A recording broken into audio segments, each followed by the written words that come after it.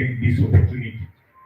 So because of the time, I will actually go through the program, and I think we have already done the registration. Then we'll have a welcome and introduction to the meeting, and here we'll hear the participant expectation.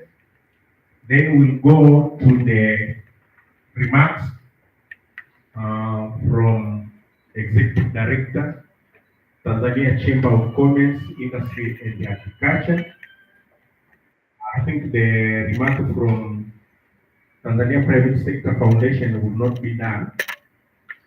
The remarks from Angelina Galula, the chairperson of EABC and the Tanzania Private Sector, will be made by Rafael Magaga.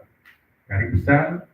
Then we'll have an official opening from the PS. After that, we'll have a group photo and health break. Then we'll come to our main business of the presentation, where we are going to start with a description of the agreement, then up to lunch break.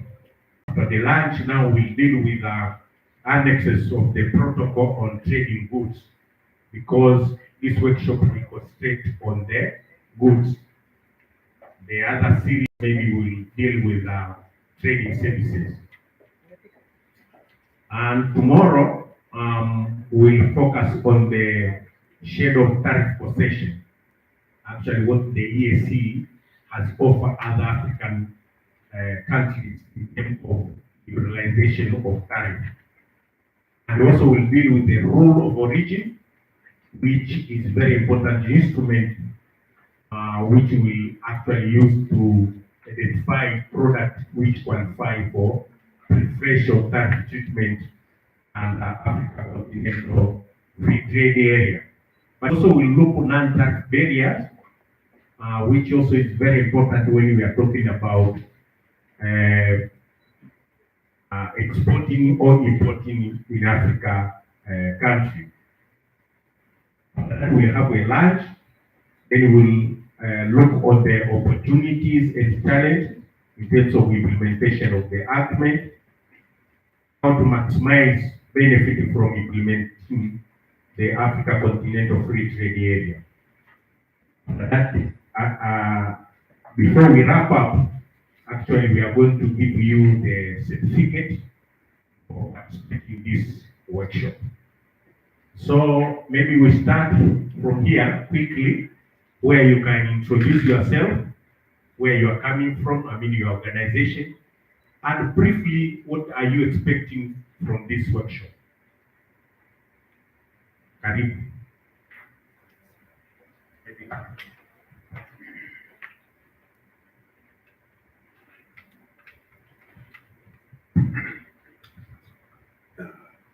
Yes, good morning. My name is Richard Msumwe. I'm coming from Kio Limited. We are manufacturing the bottles which we are using for beer, soda, and everything. So I'm expecting that after this workshop, I know actually the opportunities and the challenges which are available in the African free trade market.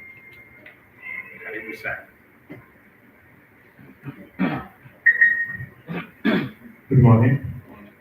Joseph Kimo is my name. I'm a tax partner at PricewaterhouseCoopers.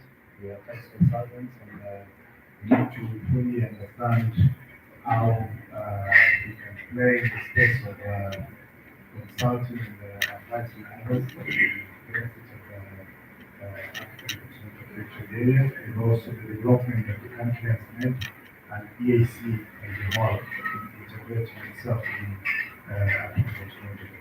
Thank you. Thank you very much. Good morning. My name is Dr. Utazak. I come from a group of companies. A group of companies we deal in various businesses, investments, and logistics, hospitality, and the others. We expect to get a lot from the theme of the workshop. So at the end of the day, we get a lot related to business strategy. Thank you very much. Good morning. My name is Shabir Khattar from AutoZone Limited. I expect by attending this meeting to know the nitty-gritty and the intricacies so that we can venture into the African free trade area.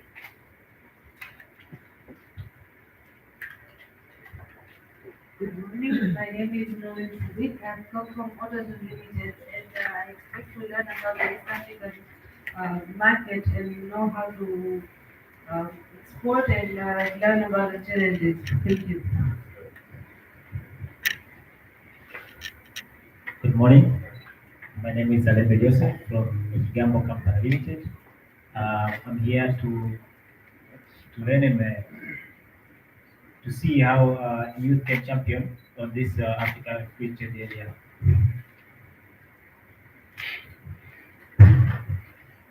Good morning. My name is Sheraton from SPC Tanzania Limited, manufacturing of soft drink.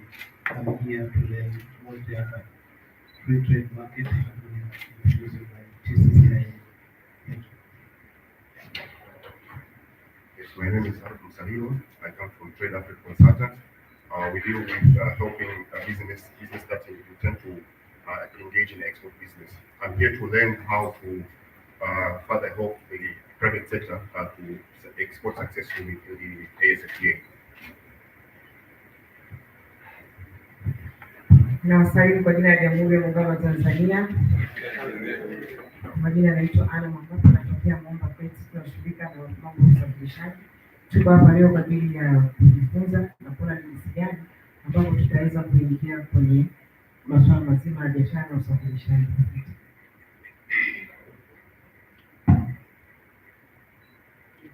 Good morning. My name is John Kashima. I come from the Tuzo Group, and my expectation from this event is actually to explore opportunities from various countries in Africa, but moreover to unlocking the possibility and the opportunities with regards to export and import of agricultural products within Africa.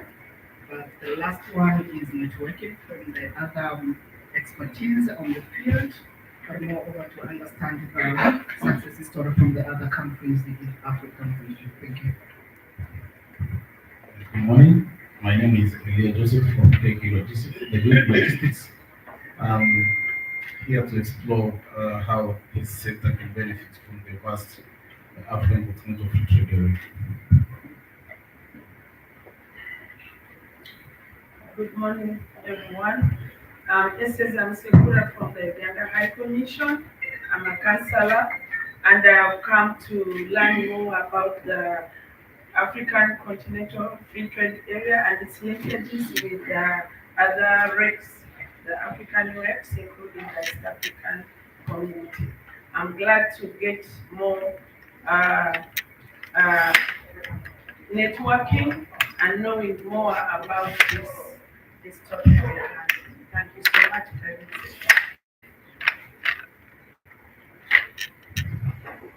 Good morning. My name is Seth Gold. I'm from Nairobi, Kenya. I provide technical backstopping to the business. Thank you.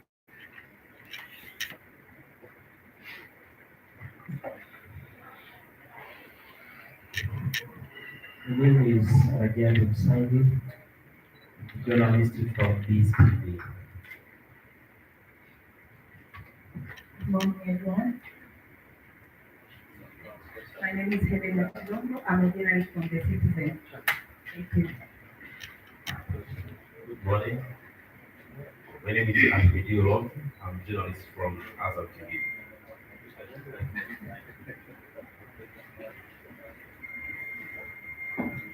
Good morning. My name is Paul Ezekiel from GIZ-SEAMPEC. As you know, we facilitate trade for private sector within and outside the country. Good morning. My name is Ngobili Krena from the Support Trading Company. I'm dealing with the exporters and importers. I'm here to learn more about how these sectors compare importers and exporters, especially free trade.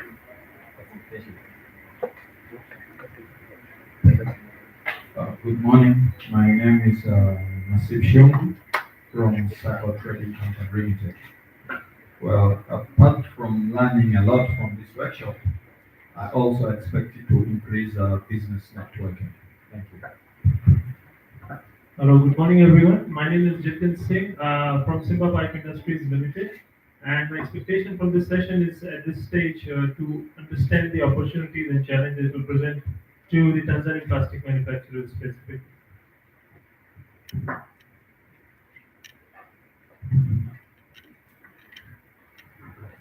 Good morning. My name is Reza and I represent PBTL, manufacturing of PPE bags for the grain industry and cement industry and other avenues. I'm looking forward to find opportunities in markets in the African continent through this workshop. Thank you. Morning everyone. My name is Virginia. I am from Tanzania Limited. We are a logistics company selling material and forwarding. I am looking forward to learning more about the Africa free trade as well as how we can support exporters and importers.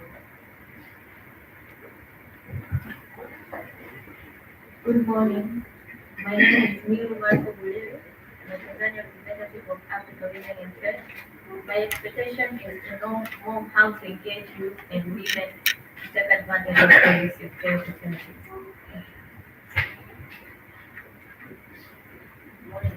My name is Renton Suchi. I'm a customer with dealing in forwarding and logistics.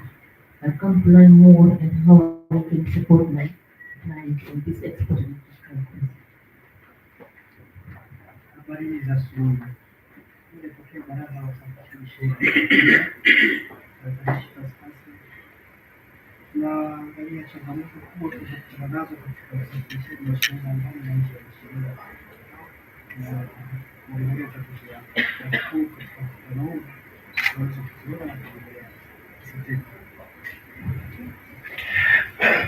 Good morning, everybody. I'm Peter Lanya from Tanzania Exporters Association. It's an opportunity to see, to find out how CFTA can help our exporters and link them to the market. Thank you. Habari za asubuhi jamani. Mimi naitwa Oscar Karimu Oscar, natoka chuo cha Dar es Salaam. Niko hapa nafikiri nitajifunza mengi sana kwa namna hizi sekta tofauti tofauti zinavyoshirikiana, sekta binafsi na serikali kwa ujumla, na ni nini labda changamoto zilizoko ndani yake. Nashukuru.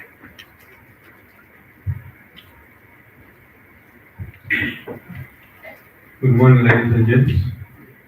My name is Kenneth Chabu. I'm representing a group of companies. I look after business development, marketing and branding, IT, and procurement. With regard to the seminar, we are looking forward to understanding what are the challenges, opportunities, and as I highlighted, I look after business development. Therefore, I expect it to, understand several opportunities and what are the challenges. And from the challenges, well, I'm going to have to sit down and try, to convert into realities and make a business out of it. As a group of companies, we deal with a number of businesses, including catering, construction, transportation and logistics, as well as protective equipment, PPE. Thank you very much.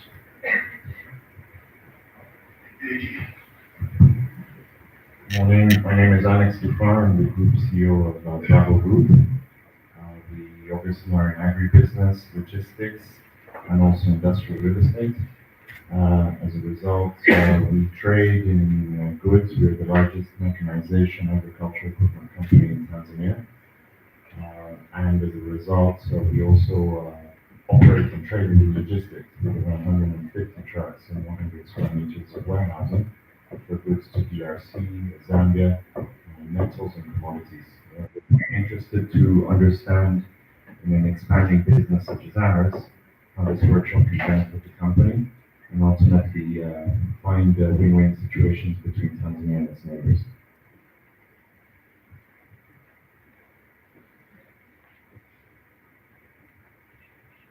Habari za asubuhi. Kwa majina naitwa Madam Suzy Kaiza. Ni mkurugenzi kwenye bodi Tanzania Private Sector Foundation, lakini pia ni mwenyekiti wa Tanzania Processors Association. Nia ya kuja kwenye workshop hii ni kujifunza, tujue fursa, lakini pia tujue na changamoto, ili na sisi tuweze kufanya biashara kwenye soko huru la Afrika.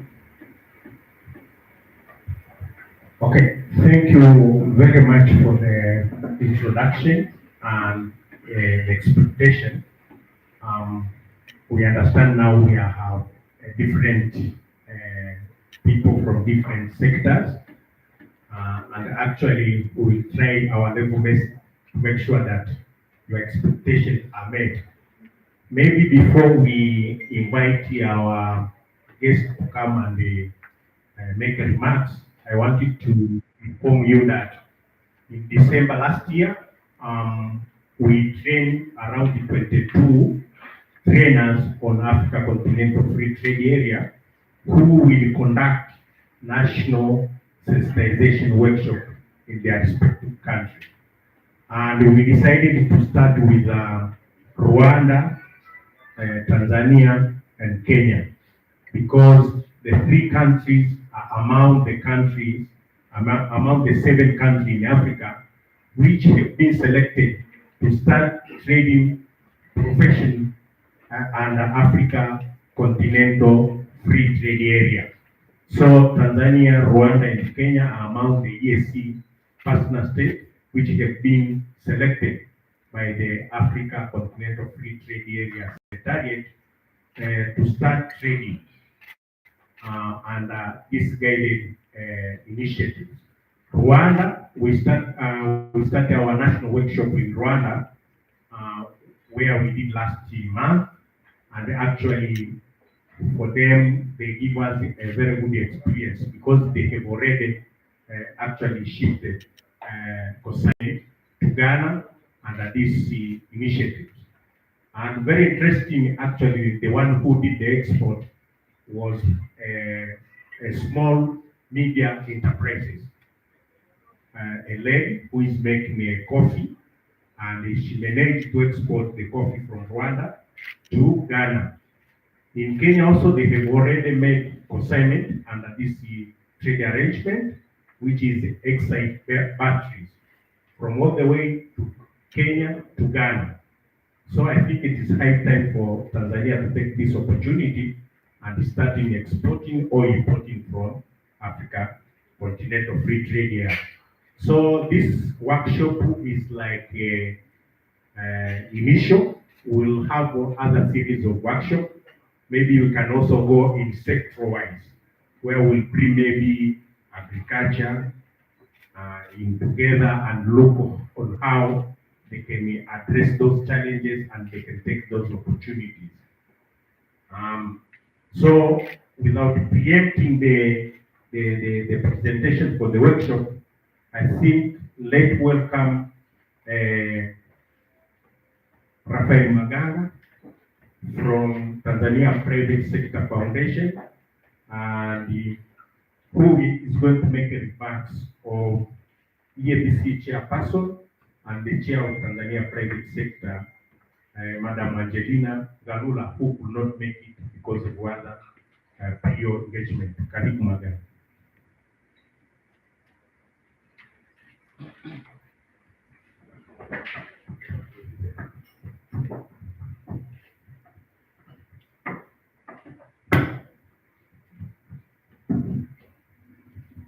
Good morning, everyone. Habari ni asubuhi. Habari za asubuhi. Asante sana kwa utambulisho wako Adrian. Thanks for the introduction. My name is Rafael Maganga. I'm here on behalf of the East Africa Business Council chairperson, but I'm also the country goodwill ambassador for East Africa Business Council here in Tanzania. So allow me to start my short remarks.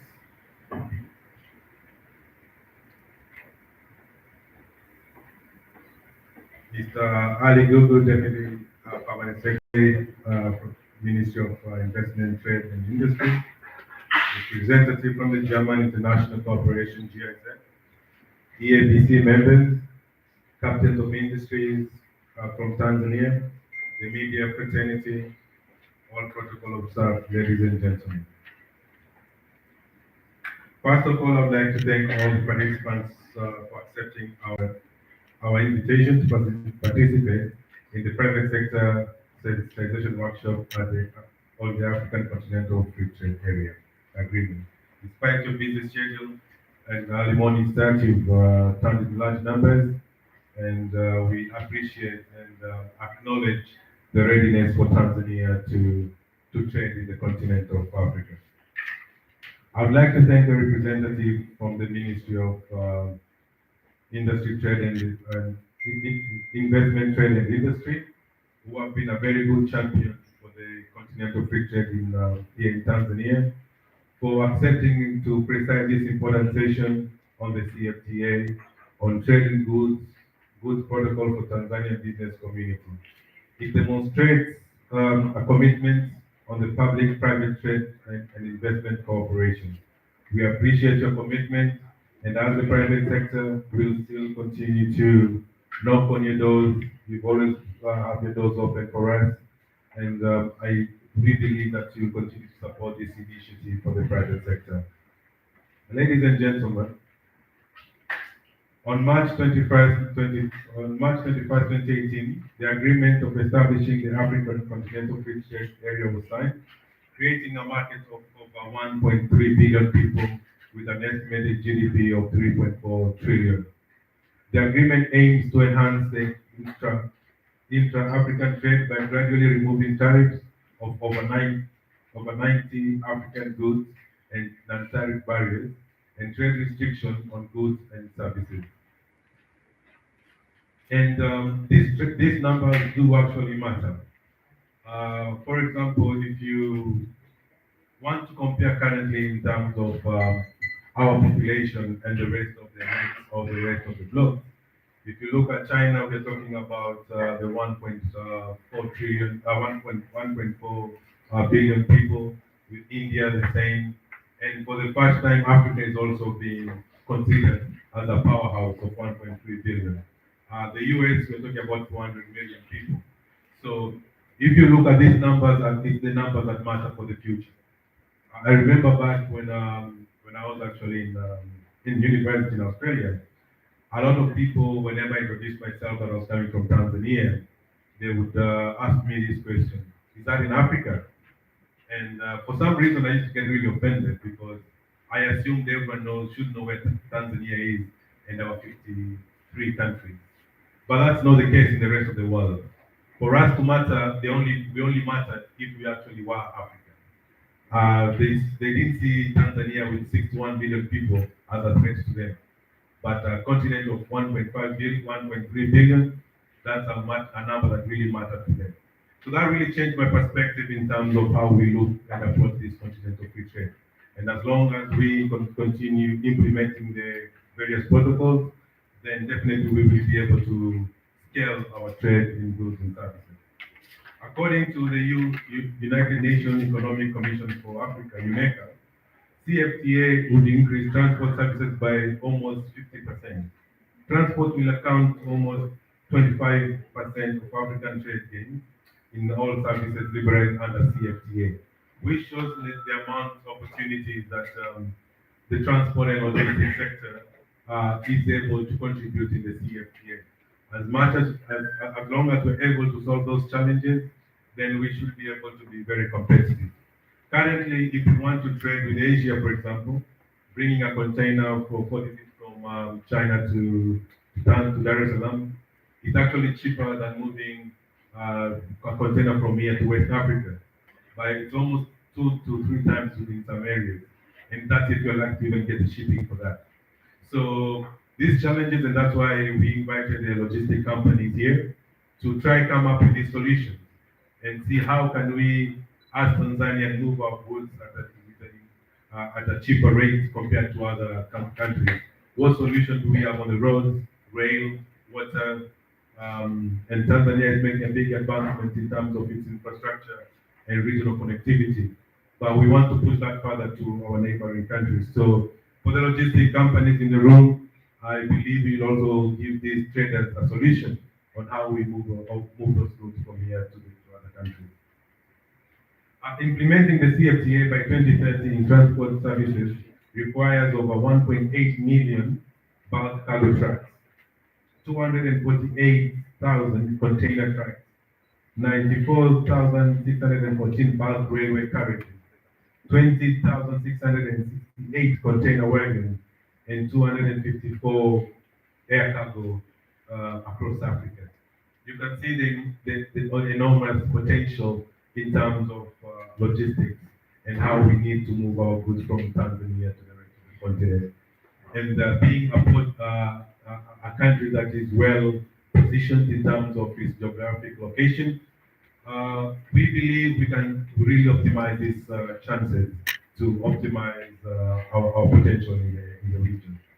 Distinguished guests, ladies and gentlemen, CFTA presents significant trade and business opportunities for the private sector players to engage in the intra-regional trade, including critical sectors where small and medium enterprises are actively engaged, such as in agriculture, ICT, manufacturing, that's like clothes, textile, leather, and other services such as banking, logistics, and so on.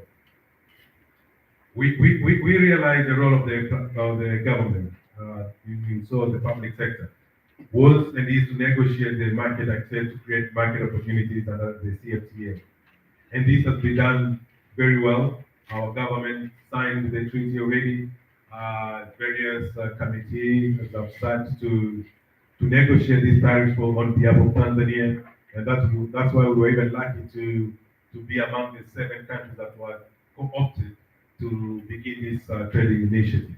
And the role of the private sector now, the ball has come to our court, where we now need to take advantage of these created market opportunities to trade and invest across Africa. When it comes to trade and investment, private sector players are the main implementers, with the government retaining the role of being the facilitators of this trade. As I mentioned before, 3 East African countries have already been chosen to trade under the guided trade initiative. That's Kenya, Rwanda, and Tanzania. And already we've witnessed our neighbors already taking advantage of such opportunities, where we've seen Kenya already trading with other countries across Africa. And now it's only Tanzania that we've not really initiated that. So 2 weeks ago, the Ministry of Investment held a workshop in Dar es Salaam, and they're being facilitated at different stages.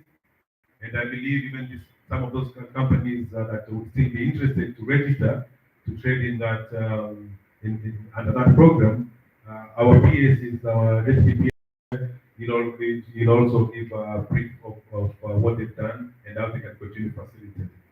And as the private sector, the Tanzania Private Sector Foundation, we will continue to create these opportunities to sensitize and actualize the agreement and actually see the private sector trading in the continent. We have our colleague here from TCCIA. I'm sure you'll also have a chance to give you a brief of what TCCIA is doing in terms of facilitating the certificate of origin, which is the #1 step of you if you want to travel to trade in this region. So once you finish, I think we'll come also give you a brief on that.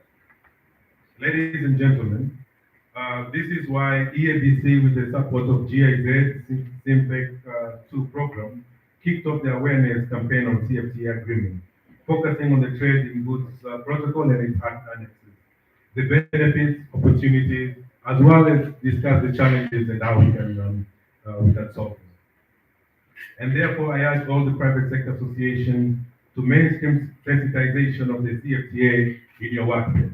All our associations in Tanzania in the different sectors, we ask that take opportunities to create awareness to your members so that they're able to take advantage of these opportunities.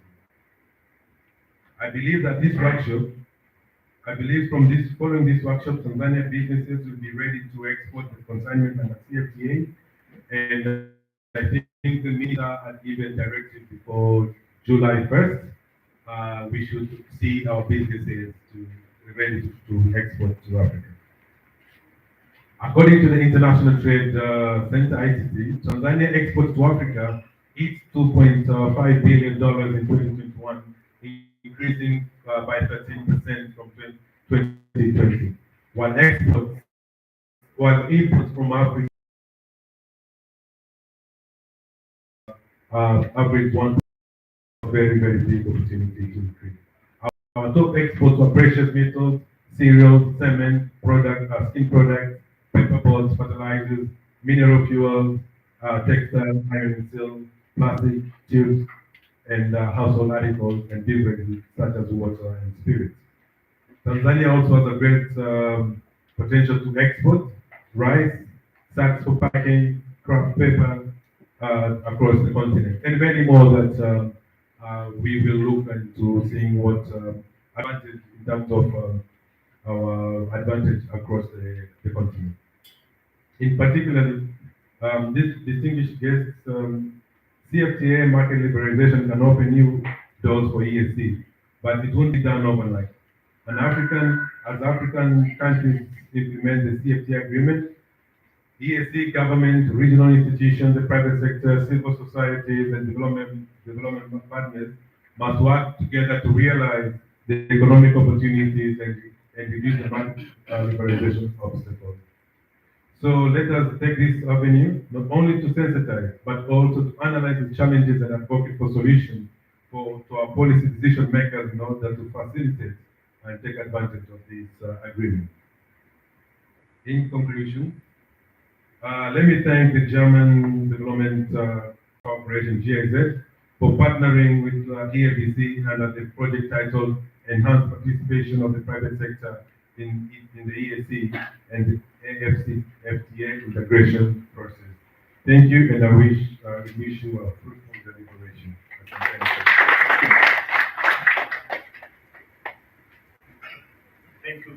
Thank you very much, Reverend Maganga, for the speech and the remarks from the chairperson of the EABC and the Tanzania Private Sector.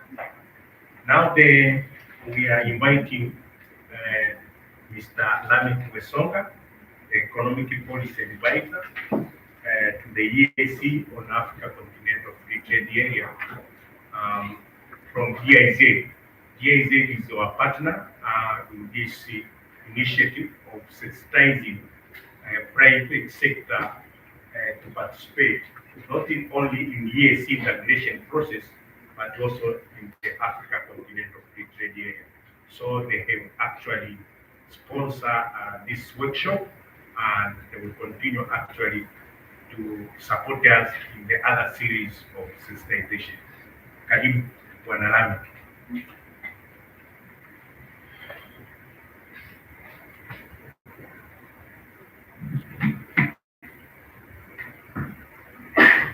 Habari za asubuhi.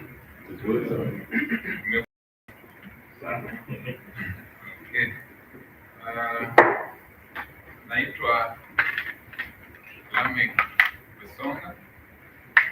Nimetokea GIZ kule Arusha katika nchi za East Africa, Jumuiya ya Afrika Mashariki, and mimi ni mwakilishi wa meneja wangu wa klasta yetu ya GIZ Arusha, naitwa Max Mideke, na I'm here to represent the cluster GIZ as the East African community. On behalf of GIZ and East African community, I welcome you for this GIZ EABC workshop here in Dar es Salaam. It's always a nice feeling to be in Dar es Salaam. Yesterday, when I landed here, the weather was very beautiful, and this morning,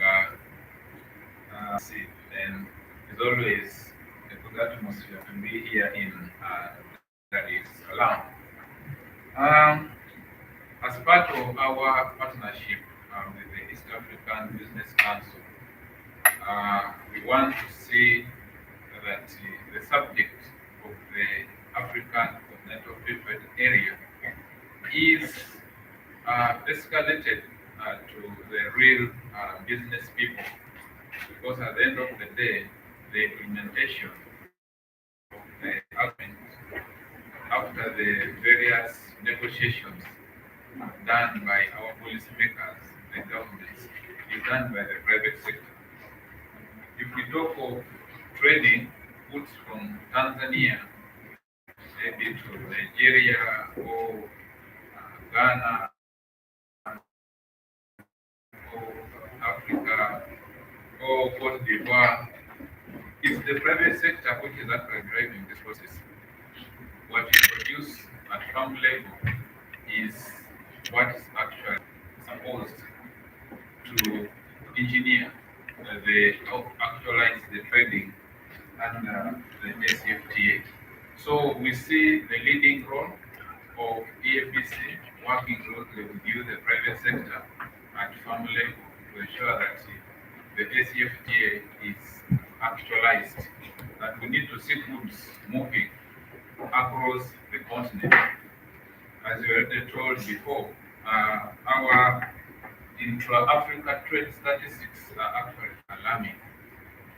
We are not yet above 15%. And this is a huge challenge for us as private sector. Why aren't we trading? Because we understand previously there have been no specific instruments to enable this. But now with the coming into place of the AfCFTA, to us this is very important. And as a commitment from our program, from the German government, we want to work with you, the private sector, to ensure that you know what the agreement is, what it entails, and what are some of the opportunities which you have not yet discovered but would be important for you as you trade or as you plan to trade using the AfCFTA agreement. So we really would like to thank EABC for working closely with us to ensure that the private sector is part and parcel of this process. Also working closely with our political partner, who is the East African Community Secretariat. Thank the United Republic of Tanzania for accepting to work with EABC in Tanzania to ensure that this exercise is rolled out.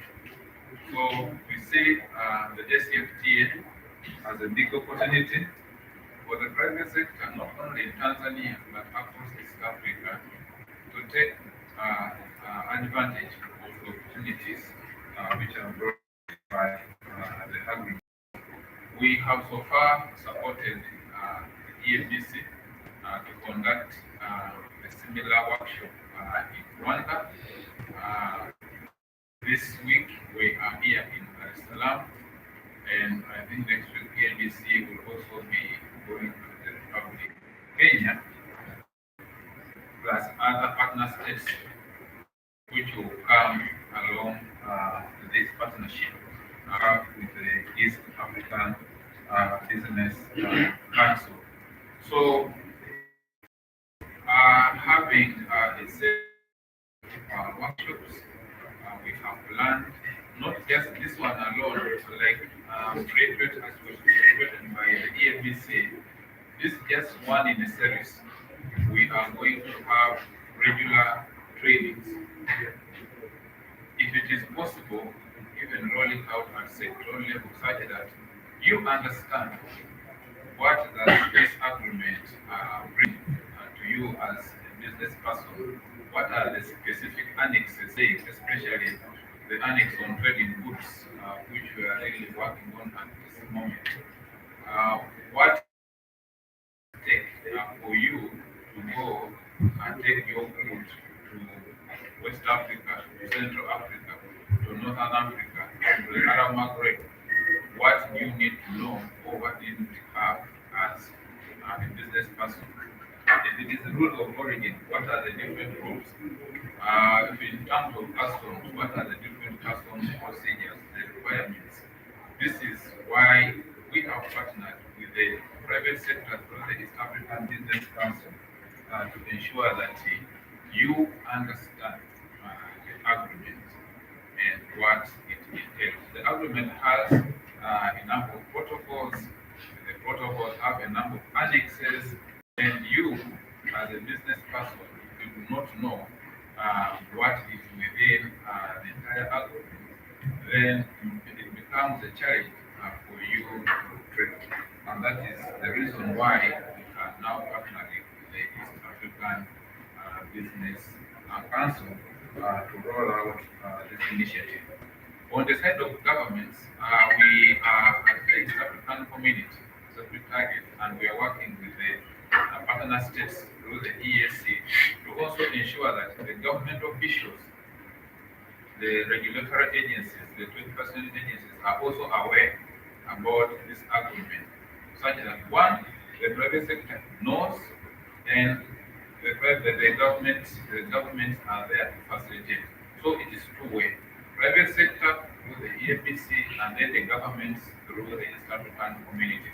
And this is also going to be rolled out. We have already commenced, and it's just a series of the workshops we are holding. So from our side, we commit to continue working with the private sector to ensure that you know the agreement, and in the coming few days or months, we will still come back to roll out the program and ensure that you understand the agreement.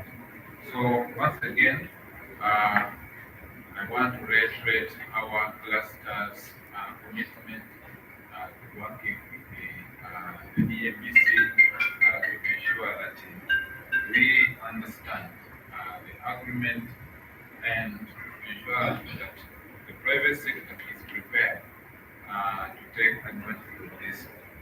As you know, the more markets are open, the more competitive we need to be, because when you're not competitive enough, for example, then you're not able to compete with products which will be coming from other rates in Africa. So as the EAC, we will work closely with you as the EABC, and of course other sector associations who are members of EABC, in ensuring that we realize this and we take a share of our contribution to the intra-Africa trade.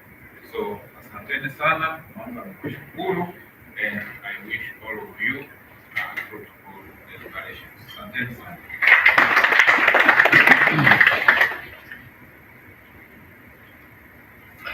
Thank you very much, Wanalami and GIZ for supporting EABC in order to create awareness of Africa continental free trade area to business community across EAC partner states.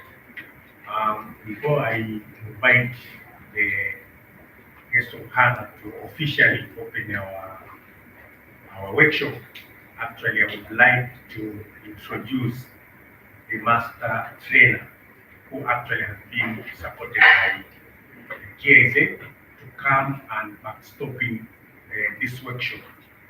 I think you are aware of Professor Setongo from the University of Nairobi. Please write up on. Yes. I'm John. He's one actually trained the trainers, but he's with us in all workshops to ensure that everything is going smoothly.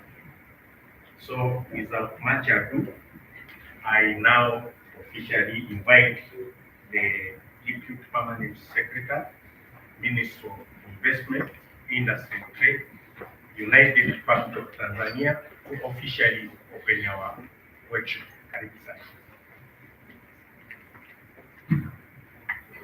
zangu habari za asubuhi. Jamhuri ya Muungano wa Tanzania. Kazi yangu niliyopewa asubuhi ya leo ilikuwa ni ndogo tu moja ya kufungua kikao.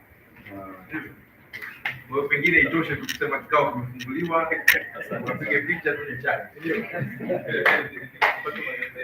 Kubwa ni kwa sababu nimeona kilichoelezwa hususan na wenzetu wa TPSF ndio na Bwana Wesonga na pia Njao kwa maana ya EABC ilikuwa ni kitu kipana sana kwa maana ya kujielezea hili jambo la ambalo lilikutanisha leo.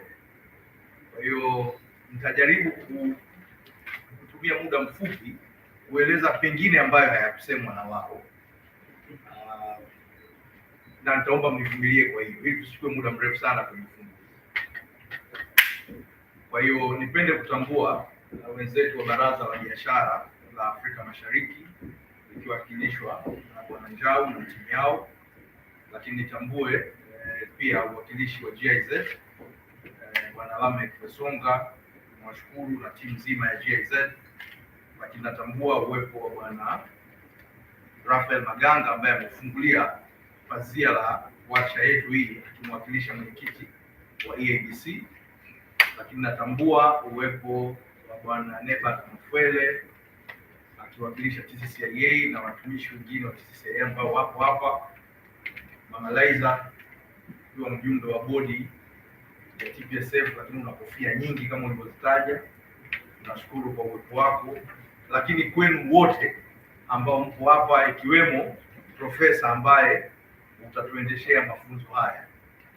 Mimi naitwa Ali Gugu, ni naibu katibu mkuu, nasimamia uwekezaji Wizara ya Uwekezaji, Viwanda na Biashara, na nipo hapa kwa niaba ya katibu mkuu Dr. Ashil Abdalla ambaye ni katibu mkuu wa Wizara ya Uwekezaji, Viwanda na Biashara. Ningependa kuwepo, mwaliko umefikia, lakini majukumu ni mengi, tumejipanga kuyasimamia yote. Kwa hiyo kwanza, awali ya yote, ni washukuru sana ndugu zangu kwa fursa hii ya kuweza kukutana nanyi na sisi kuweza kualikwa na wenzetu wa EABC kushirikiana kwenye tukio adhimu kama hili la leo. Bwana Maganga alieleza pale mwanzo, wiki mbili zilizopita, sisi kama wizara kwa kushirikiana na taasisi ya sekta binafsi nchini TPSF tuliwaita nyinyi kama wadau wa sekta binafsi nchini kwenye jambo hili la kuzungumzia eneo huru la biashara Afrika. Kikao kile hakikuwa kina wadau wengi pengine kama hivi, lakini kilikuwa kina lengo maalum ambayo inawiana na hichi ambacho tunafanya leo. Wengi kati yenu tulikuwa pamoja kwenye warsha ile, na tunafurahi zaidi kwamba na leo tuko wote na tuna wadau wengine zaidi. Tunashukuru kushirikishwa na sekta binafsi kwenye fursa hii kwa namna moja kubwa sana, kwamba sisi ni wabia wa pamoja, sivyo? Serikali hatuwezi kufanya lolote tunalotakiwa kufanya peke yetu, na tunaamini na sekta binafsi pia haiwezi kufanya yale ambayo wanapaswa kufanywa peke yao. Kwa hiyo tunategemeana, sivyo? Kwa utegemezi huo, kila majambo yetu, masuala yetu tukiyafanya pamoja, tunaamini ndipo tunaweza kutoa tija zaidi kwenye kule tunataka kwenda. Sasa niweke context ya kwa nini tuko hapa, sivyo? Hii ni warsha ambayo inalenga kujenga uelewa, ufahamu zaidi kuhusu na fursa ya eneo huru la biashara Afrika. Waliotangulia wamesema, sisi kama serikali tumefanya kazi yetu. Kazi yetu kubwa ni kuwasikiliza ninyi, mnafanya biashara, mnawekeza nchini na mngependa uwekezaji wenu mwingine mufanye nje ya nchi yetu. Serikali tulifungua fursa kwa maana ya kujiunga na wenzetu wa Jumuiya ya Afrika Mashariki, tukajiunga na wenzetu wa SADC kwa maana ya nchi zilizo kusini mwa bara letu la Afrika, si ndivyo? Lakini pia mkasema mnataka fursa zaidi kwa sababu hiyo haiwatoshi, si ndivyo? Tukafanya mahusiano na nchi moja nje ya nchi hizi ambazo tuna jumuiya za pamoja, kwa nchi rafiki kwenye maana ya zile bilateral programs. Lakini tukaona haitoshi, kwamba ili kuwapangilia fursa ninyi wafanyabiashara, si ndivyo? Mwenzetu ametambulisha wa Bravo wanafanya biashara ya kilimo, si ndivyo? Pamoja na kulima anatengeneza na mashine. Sasa atawauzia Watanzania na wasio Watanzania nje ya nchi yetu, si ndivyo? Na nje ya bara la Afrika. tukaenda mbali kwenda kuzungumza na wenzetu wa Afrika nzima ili muwe na fursa pana. Sasa tutakuwa na fursa ya soko hili la ndani ambalo limetajwa la watu milioni 61, lakini mna soko la Jumuiya ya Afrika Mashariki la SADC, na pengine sasa mna soko la zaidi ya watu bilioni 1.2. Changamoto kubwa pengine iliyopelekea swala hili lina muktadha wa kisiasa, kwamba lazima tuungane. Bwana Paul na Rafael alieleza, pengine tukiwa pamoja kama kundi moja tuna nguvu zaidi, sio pamoja ni nguvu. Kwa hiyo tukiwa tunasimama wachache, pengine tunakuwa tuko na nguvu kubwa kwenye soko. Kwa hiyo viongozi wetu wakuu mwaka 2012, wakuu wa nchi na serikali, waliona kuna umuhimu wa Afrika kukaa kama jumuiya moja yenye nguvu kisoko, na kwa kuzingatia kwamba biashara yetu kama Waafrika sivyo haizidi 20%, yaani tunachouziana kwa maana ya bidhaa na huduma sisi wenyewe akizidi zaidi ya 20%, ingawa tuna fursa nyingi ambazo zipo kati yetu. Kwa hiyo kwa muktadha huo ilionekana tuweke juhudi ya namna gani bora ya kufanya biashara zaidi sisi wenyewe, pengine zaidi ya tunaofanya na nje ya wale kwa nje ya bara letu la Afrika. Kwa hiyo kuonekana tuanze kutengeneza eneo huru la pamoja. Viongozi wakasema tunafanyaje, ikaundwa miundo ya kulifanya hili jambo, tujadili nini, tufanyeje, ikakubalika. Sasa katika hatua ya mwanzo, so our heads of government and presidents agreed to have specifically liberalizing trading goods, biashara kati yetu sisi ndani ya Afrika, ndio. Lakini pia kwa kuzingatia tuko kwenye makundi ya jumuiya za biashara mbalimbali, na ECOWAS, na ECAS, na EABC, na SADC, zote tuziunganishe tuwe tuna kitu kimoja. Katika awamu hiyo wakasema ni muhimu kufanya liberalization ya trading goods, kwa sababu there is a potential ya kufanya biashara kwenye biashara ya huduma. Kwa hiyo wakatengeneza au itengenezwe itifaki ya biashara ya huduma, sivyo? Lakini wakasema biashara ina mambo mengi, kwa vile tuko katika namna tofauti, kuna mahali tunaweza tukapishana katika ufanyaji wa biashara au uwekezaji. Wakaona tuwe tuna itifaki maalum ya kusimamia usuluhishi wa migogoro ya kibiashara, yani kuwa na specific protocol on dispute settlement, lakini kuunda secretariat maalum kwa ajili ya kusimamia hili jambo. Kwa hiyo ikaundwa secretariat inayosimamia swala la CFTA, sivyo? Yani African Free Trade Continental Free Trade Area Secretariat, pamoja na muundo mzima wa African Union tuwe tuna secretariat maalum. Lakini ndugu zangu, lengo kubwa la kufanya yote hayo ni kutimiza majukumu na wajibu tulionao kama nchi wanachama wa bara la Afrika, Umoja wa Afrika, wenye ajenda ya 2063 inayosema Afrika tunayoitaka, the agenda 2063 ambayo inasema the Africa we want. Sasa katika kufikia kule, inaonekana biashara ni moja ya nyenzo muhimu ambayo ikitumika vizuri inaweza ikatuletea maendeleo haraka, na uwezo wa kufanya biashara ndani upo, sivyo? Ikaonekana ile fursa ifanyike. Kwa hiyo tumeelezwa sisi kama serikali, tulijadiliana kwa kufuata miongozo iliyokubalika na viongozi. Tumekamilisha katika awamu ya kwanza itifaki ya biashara ya bidhaa, itifaki ya biashara ya huduma, sivyo, na viambatisho vyake kwa sababu zina annex, na itifaki ya dispute settlement, sivyo, na viambatisho vyake. Muundo ule umekamilika, na secretariat ya CFTA makao makuu yako Ghana. Wenzetu wa Ghana walitoa fursa ile secretariat. Kwa muundo wa hili jambo, sisi kwa upande wa wenye sera kwa kutoa miongozo limeshakaa na muundo mzuri, lakini serikali yenu ya Jamhuri ya Muungano wa Tanzania, kama zilivyo serikali nyingine za Jumuiya ya Afrika Mashariki, tulipeleka swala hili serikalini, nikapata baraka, serikali ikalikubali. Utaratibu wetu wa ndani tunalipeleka kwenye bunge ambao ni wawakilishi wa sisi wananchi, bunge likajadili, likaazimia kwamba Tanzania iingie kwenye hili. Kwa hiyo na sisi tukaridhia, tukaratify, sivyo, kwenye hilo jambo. Mpaka jana, juzi na jana, nchi ya Komoro nayo imeingia kwenye hili eneo huru la biashara la Afrika. mkufunzi atanisamehe kutokana ya kushiriki hili jambo. Kuna mengine nitaongea kama mtu wa serikali kwa maana ya nafasi ya kufufua, lakini mengine yatakuwa kama ya kitaalamu kutokana na ushiriki. Hiyo nikisema mtanivumilia. Lakini tayari tuna nchi sasa inafika ya 45 ambazo zimeridhia, si ndivyo? Ambazo zimesha deposit instrument. Hiyo inamaanisha nini? Inamaanisha katika nchi 54 za Afrika zimebaki nchi 10 tu kufanya ratification ya African Continental Free Trade Area. Nchi ziko katika hatua mbalimbali kutokana na taratibu zao za ndani. Kwa it's a commitment ya kwamba wana nia ya dhati ya kuhitimisha unaoanzisha eneo huru la biashara Afrika. Ulihitaji nchi 22 tu ziweze kuridhia na kuwasilisha zile instrument of ratification kwenye secretariat. Sivyo?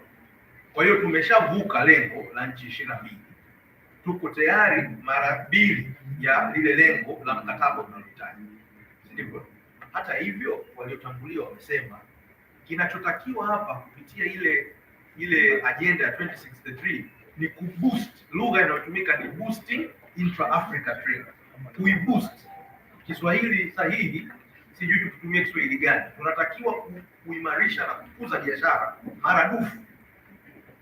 Si ndivyo? More than 3-fold, 4-fold, whatever, lakini lazima biashara iwe kubwa kutoka kwenye 20%. Si ndivyo? Sasa tukiangalia ili uifanye hilo litokee, ikabuniwa tuwe tuna utaratibu maalum wa kuwezesha baadhi ya nchi zikimbie kuonyesha mfano kwamba ili eneo huru kweli linafanya kazi. Ndio hii nimesikia wataalamu wanasema Guide to Trade Initiative, GTI. Wakati wa warsha ya wiki 2 zilizopita tulitoa email na niwaombe tena muitumie ile email. Tulianzisha anwani maalum ya email, tuliita afcfta.gti@mit.go.tz. AfCFTA ikiwa ni ile eneo huru, GTI ni kifupi cha Guide to Trade Initiative @mit.go.tz. Tumetumia kikoa cha wizara. Ile anwani Mheshimiwa Waziri aliizindua, tuliitoa pale, mtupe maoni yenu. Maoni kwa maana ya biashara zenu, zipi bidhaa na huduma mnazotaka kuuza kwenye CFTA, na kipi ambacho mngependa mkiagize kama malighafi au bidhaa kutoka nchi nyingine za Afrika. Ndivyo. Ile Guide to Trade imeselect nchi mwanzo ilikuwa 7, sasa hivi Tunisia ameongezwa, ziko nchi 8. Sisi tunatakiwa kuonyesha mfano kwa wenzetu 44 ambao wamesharatify kwamba hili jambo ni muhimu, linafaa na biashara inafanyika. Mifano iliyotolewa na mwenzetu Rafael ni baadhi ya nchi chache, na tupongeze wenzetu kwa mfano wa Kenya ambao tayari walishaanza kupeleka baadhi ya bidhaa Ghana kwa mfano. Sasa sisi, na inatakiwa sisi tumeingia kwenye hili jambo kama jumuiya moja, inatakiwa wote twende kwa pamoja. Kwa hiyo tunapongeza baadhi ya wenzetu ambao wameshaanza, lakini hapa nyumbani tulisema siku zile na tunapenda kusema bado hatujaichangamkia fursa ipasavyo. Hatujachelewa. Yaani hatujachelewa. Sivyo? Issue ni kwamba hii fursa iliyoletwa kupitia hii initiative maalum tuitumie ipasavyo. GTI ni nini? Ni nyenzo tu ya kusema tumetengeneza hati maalum ya wewe unaitengeneza bidhaa, let's say ya, natumia mfano wa mwenzetu wa Bravo. Assuming wewe unatengeneza bidhaa ya avocado au unatengeneza tractor, ili liweze kwenda Ghana lisitozwe ushuru, kwa sababu ndo tunachokiongelea. Ili lisitozwe ushuru inabidi upate certificate maalum inayothibitisha. Sasa hivi tunasema mnauza Zambia, Malawi na maeneo mengine, huwa mnaenda TCCIA kupata hati ya uwasili wa bidhaa, yani certificate of rules of origin. Sasa sisi tumekubaliana kuwa na certificate maalum ya AfCFTA. Nchi zote tumekubaliana na Tanzania tumekubali. Anaitekeleza ni wenzetu wa TCCIA, of course, kwa kushirikiana na wenzetu wa mamlaka ya mapato. Kwa hiyo leo ukizalisha bidhaa yako utapata ile ithibati, naweza kuita ni ithibati ya kile cheti cha kuonyesha kwamba hii bidhaa imezalishwa Tanzania. Ukisha tick zile box, ile document inapelekwa kule unapotaka kupeleka bidhaa zako. Na kama wewe ni mzalishaji, kuna pia certificate ya supplier ya mzalishaji utajaza baadhi ya instrument zilizotengenezwa. Zile ukizijaza ukazikidhi, zinakuwezesha wewe bidhaa yako kutambulika kule unapopeleka kwamba hii bidhaa inafaa na inapaswa kupewa upendeleo maalum kama bidhaa iliyozalishwa ndani ya eneo huru la biashara, na kubwa kule unakopeleka usiuze huru. Sio ndugu zangu? Sasa tulichokiona, kuna makampuni machache sana ambayo yalienda TCCIA kuomba maelezo na kujaza kabla ya zile wiki mbili zilizopita, lakini nipende kushukuru kwamba mpaka leo tumepata mwamko mkubwa. Wengi baada ya kupata ile taarifa wiki mbili mmejitokeza kuweza kuonesha mna nia, bidhaa tofauti tofauti. Kazi yetu sisi sasa ni kuwaratibu, si ndivyo? Na nyinyi mtatuambia mimi nataka kupeleka wapi, nchi gani, si ndivyo? Hivi tunapoongea tunatoka kwenye mkutano wa mawaziri Gaborone uliojadili CFTA. Wiki ijayo kuna mkutano wa marais wote wa Afrika kuanzia tarehe 18 unajadili AfCFTA. Tunaamini moja ya ajenda yao itabariki utekelezaji rasmi sasa wa hili jambo, na ndio maana waziri alisema sisi Tanzania kabla ya tarehe 1 Julai tuwe tayari, kuna vitu tunapeleka kwingine Afrika. Sasa ni bidhaa yako wewe, ni huduma yako wewe wa logistics, ni bidhaa ya yule na yule na yule na wanachama wetu sisi wa TCCIA, wa TPSF na wengine. Ya kwako inafaa kwenda, sivyo? Lakini inapaswa kujaribu zile instrument tunazotumia. Kwa sisi tunaona ni wadau muhimu wa kuwapa taarifa kwamba labda hatujaenda kwa sababu taarifa bado, na tuwashukuru GIZ kwa kutusaidia na kushirikiana na sisi kuhakikisha huu ujumbe unafika na unaeleweka na unatumika, kwa sababu it's one thing kusikia na kuelewa, lakini kutenda. Ndio kwa mnafikiria jana tukio ambalo la kutiliana mikataba ya nishati ya Mheshimiwa Rais Dr. Samia Suluhu Hassan alikuwa anafanya Ikulu, alieleza tuachane na rhetorics, tuachane na maneno, tutende, na alitumia neno la Kiswahili, muungwana ni tendo. Yaani kama wewe ni muungwana tena. Kwa kama sisi ni muungwana kwa maana ya partners tuliokutana hapa kwenye hili jambo, tutende, tukauze. Wao kama viongozi wameshatufungulia fursa, bidhaa zitakazokuwa zinafanywa biashara, kwa sababu nimeambiwa muktadha hapa ni trading goods, ni bidhaa zisizopungua 5788 HS codes, tariff lines zaidi ya 5000, sivyo, za kuzifanyia biashara. Zote hizo ni za kwetu, zote ni fursa, sivyo, ya kupeleka kule. Sasa nadhani kwenye mjadala huu tutaulizana tatizo liko wapi. Naamini hakuna tatizo, ilikuwa labda ni taarifa, kwa sababu kwenye kile kikao kilichopita watu wengi walijitokeza. Tuambie unataka kupeleka nini, wapi, tusaidie nini. Kupitia framework ya CFTA, wadau ikiwemo Benki ya Afrika ya Maendeleo, African Development Bank na AfCFTA wametengeneza tuseme bidhaa maalum za kuwasaidia kifedha, mtaalamu, ninyi mnaotaka kufanya biashara kwenye hili eneo kupitia hiyo Guide to Trade Initiative.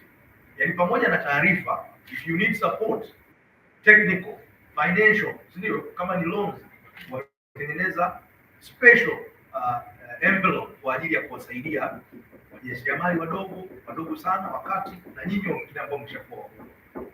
Kwa hiyo sasa tutake nini?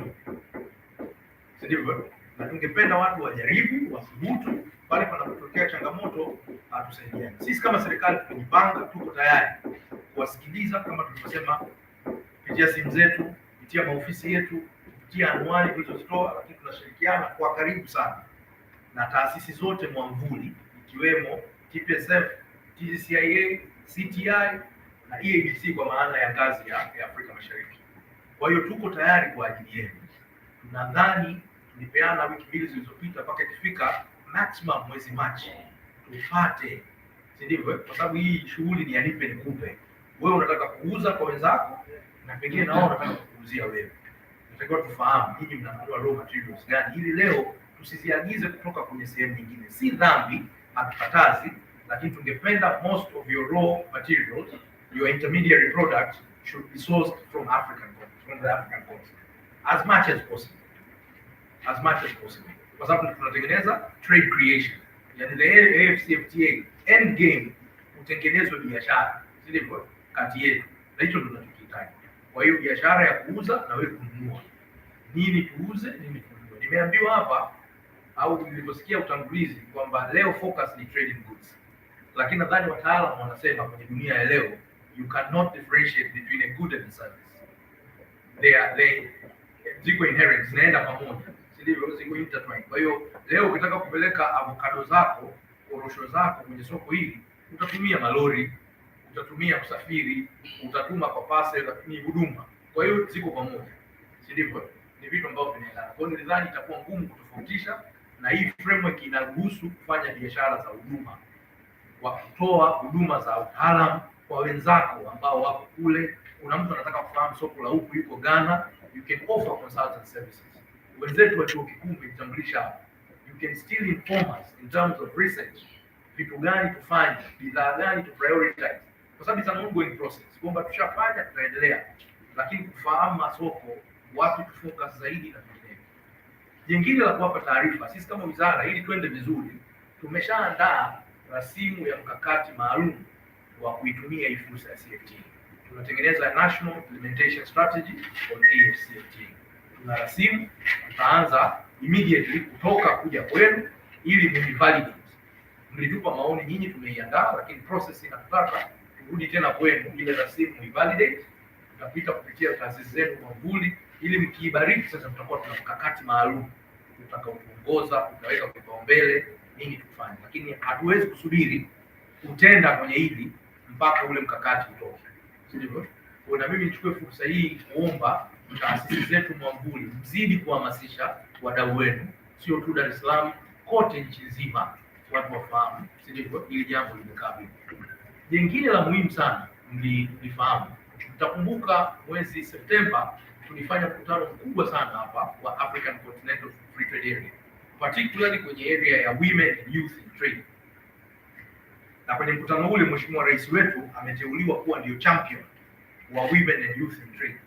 Ndivyo. Mkutano huu kwa vile tulifanya vizuri, utafanyika kila mwaka na tunaamini utafanyika hapa nyumbani kwetu, na mwaka huu pia mwezi Septemba na Oktoba tutafanya tena. Ndivyo. Kwa hiyo hamasa nyingine ni wafanyabiashara wanawake wenzetu ambao mnasimamia vyama vya wanawake kwenye biashara. Tujaribu kuhamasishana ili wanawake, na marais wameelekeza kuwa na itifaki maalum ya women in trade under AfCFTA. Itakuwa an integral part of the agreement. Mkutano uliopita wanaenda kubarikiwa, hiyo itifaki maalum itakuwepo, majadiliano yataanza. Tutashirikishana, tujipange vizuri vitu gani tunataka vijitokeze kwenye itifaki ili kuwezesha vijana na wanawake wafanye biashara na kuitumia hii fursa ipasavyo. Ndivyo. Kwa nidhani hilo ni muhimu la kumuunga mkono Mheshimiwa Rais kwenye ajenda ambayo yeye amebeba bendera ya kwamba ni champion kwenye swala la AfCFTA kwa ujumla, lakini mahususi kwa wanawake na vijana ambao tunawaona kwa kiasi kikubwa ndio wanafanya biashara za mpakani, zile cross border trading, ndio kwa kiasi kikubwa wanafanya. Jingine nilieleza hii phase 1, phase 2 bado kuna masuala yanajadiliwa, ikiwa itifaki za trade, intellectual property rights, TRIPS, zile phase 2 issues. Of course ni muhimu, kuna masuala ya ushindani, competition policies yanajadiliwa yapo kwenye phase 2. Kuna aspect ya digital trade tayari imeshapitishwa rasimu, tutatengeneza itifaki maalum kwa sababu biashara tunazozifanya lazima tuzifanye kwa mtandao, si ndivyo? Kwa dunia ya leo hiyo itifaki inatengenezwa, lakini mtajua AfCFTA kwa kushirikiana na Secretariat ya CFTA wameanzisha mfumo maalum wa kulipa, wa kurahisisha malipo unapofanya biashara ndani ya eneo huru la biashara, ile pasi. Na nadhani labda wataalamu wataieleza katika muktadha wa kikao mtakachofanya leo hii. Ukinunua bidhaa au ukauza bidhaa kokote Afrika, unaweza kuuza na kununua kwa kutumia shilingi yako ya Tanzania, si ndivyo? Yaani unaweza ukanunua bidhaa ambayo iko Niger, ambaye labda yeye anatumia currency tofauti na T shillings, usihitaji wewe kuwa na hela yake. Ndio huo mfumo uliotengenezwa. Lengo hapa ni kupunguza gharama, sawa, ya exchange rate na transferability ya hela na vitu kama hivyo. Kwa hiyo mfumo huko tayari, hata wakati tunatengeneza itifaki ya digital trade leo, una uwezo wa kufanya biashara, kuingiza shilingi yako, yule wa kule ambao umenunua bidhaa zake atapokea hela kwa currency yake ambayo ameuzia. Similarly na wao watakapokuwa wakinunua bidhaa za kwetu. Kwa hiyo mnaona hatua kubwa imepigwa ya kurahisisha na kuwawekea nyinyi mazingira mazuri ya kuweza kufanya biashara. Of course najua zipo changamoto mbalimbali, na ndio maana serikali inatekeleza ile tunaloita mpango maalum wa kuboresha mazingira ya biashara. Wengi tulizoea kuita blueprint, lakini tunahamasisha Kiswahili chake kwamba ni ukumbi, mpango maalum wa kuboresha mazingira ya biashara nchini. Tukiendelea pale mtakapopata changamoto tuambizane.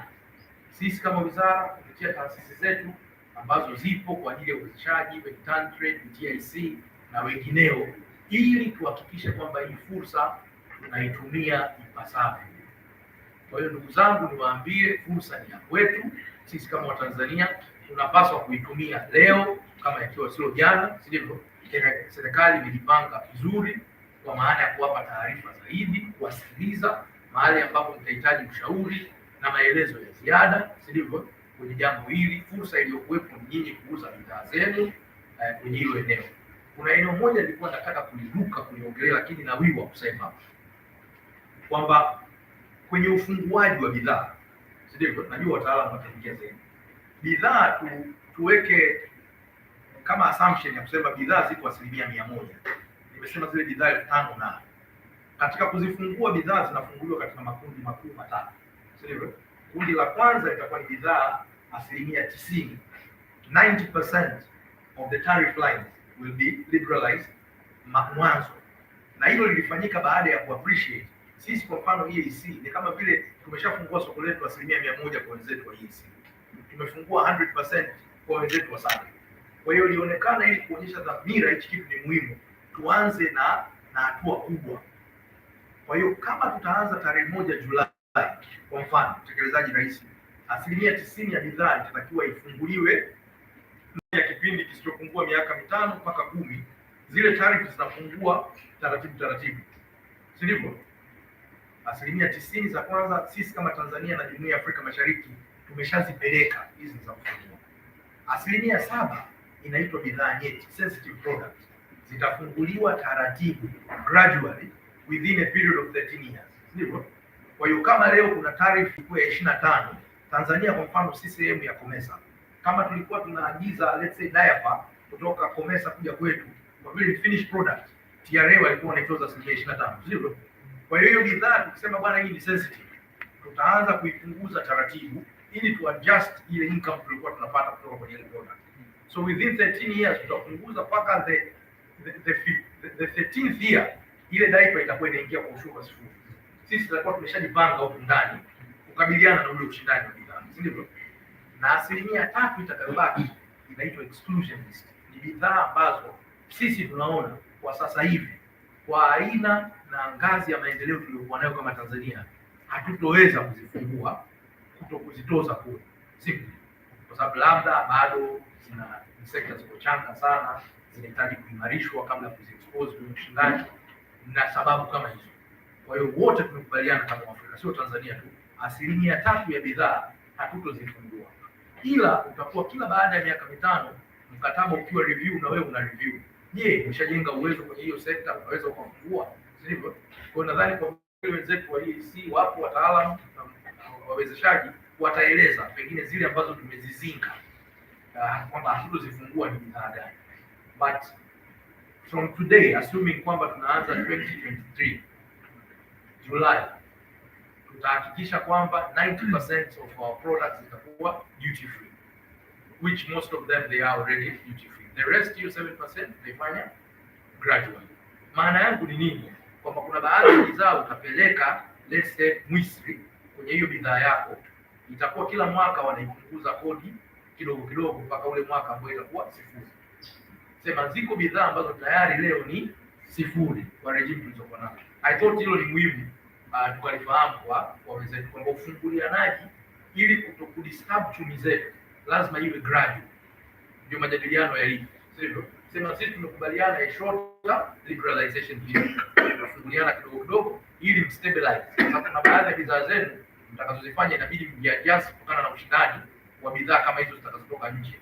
Kwa hiyo ndani ya miaka 13 ilionekana ni kipindi kizuri cha biashara ndani kuweza kufanya nini?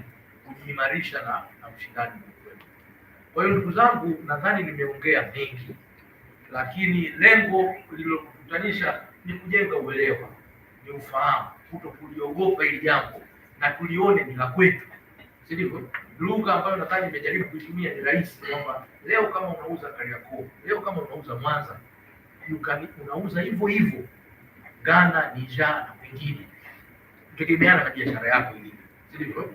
Kwa hiyo kuna wenzetu wanataka kuuza simenti, kuna wenzetu tumewapokea wanataka kuuza lubricant, kuna mtu anataka kuuza instant coffee tumepokea, kuna watu wanataka kupeleka bidhaa za mboga mboga na maua kwa maana ya horticulture, sivyo? Kuna wao wameshaomba tayari, wameshatufuata na wamejaza kwenye ile kikoa kile au ile anwani niliyosema ya AfCFTA.gti@mit.go.tz. Kwa tunawahamasisha na nyinyi wengine, kama mlikuwa mmefanya hivyo, tafadhali fanyeni. Kuna watu wa Mkonge walipopata taarifa kusema tuko tayari. Kwa sisi kazi yetu serikali ni kuwezesha na taasisi zilizokuwa chini yetu, kuwaunganisha nyinyi na yale masoko mnayotaka, sivyo? Kuwaunganisha. Kwa hiyo utaratibu wa kuwaunganisha huko ni kule. Nipende kuambia mwishoni mwa mwezi Machi au mwanzoni mwa Aprili, siku ile ya wiki zile mbili miliona tuliokaribisha wenzetu wa Secretariat ya CFTA kutoa maelezo ya hii GTI ni nini. Kwa hiyo tutafanya warsha nyingine kubwa nchini zaidi ya moja, tuwaleta na wenzetu ili kuwajengea ufahamu zaidi. Kwa hiyo nadhani hii ni fursa mojawapo, lakini tutaendelea na kuendelea kupitia makundi tofauti kuwahamasisha, na tungeomba wenzetu wa GIZ tuendelee kushirikiana, of course, na sekta binafsi.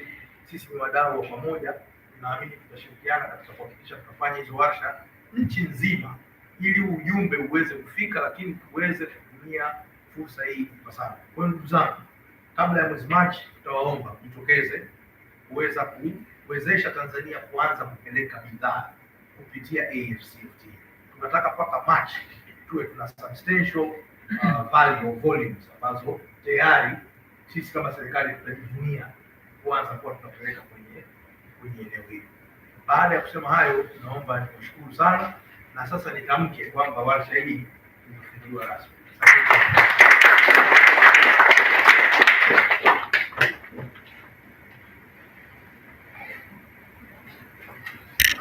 Asante sana kufungulia hii warsha yetu.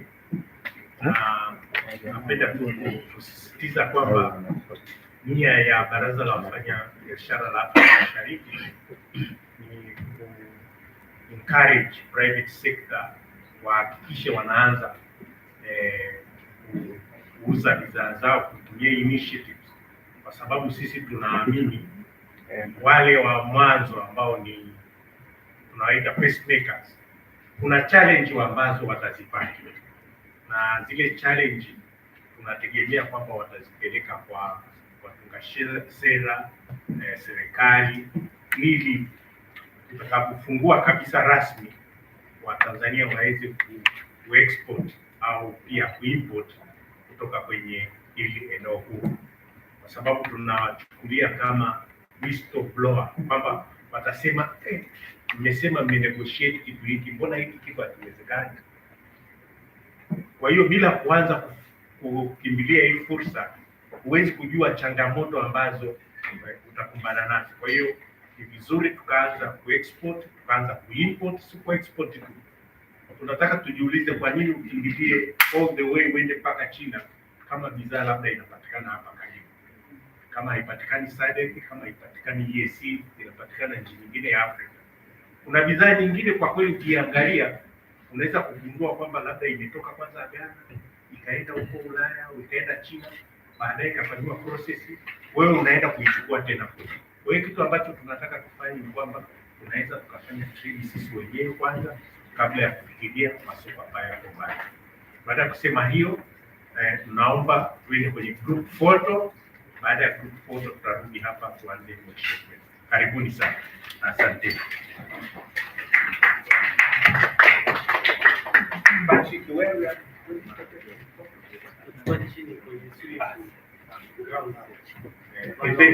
Pembeni ya simu, sio kwenye simu.